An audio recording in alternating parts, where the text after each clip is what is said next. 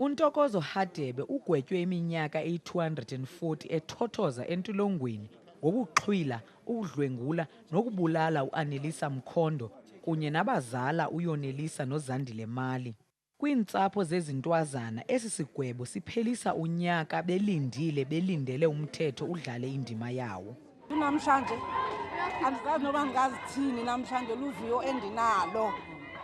UYehova ude wandikhulula bendingathi ndibotshwe ngamakhamandela. Ndibonga kakhulu umsebenzi owenziwe yi-community yaseDiepsloot kokuqala nje ukuze kuvele abanjwe lo muntu kakuhle.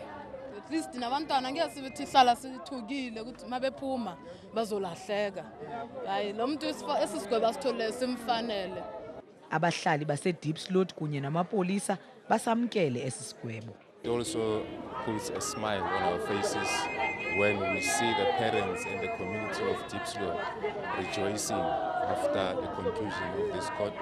And again, we would like to congratulate our members who did the excellent investigations, the members who ensured that the scene was not contaminated in any way. Abazali bezintwazana bathi baxolile ngesigwebo esinikwe lo kaHadebe, kodwa kuyawuthatha ixesha ukuba bacinge ngokumxolela. Ndingusibongile Mkanimpolweni, ePitoli.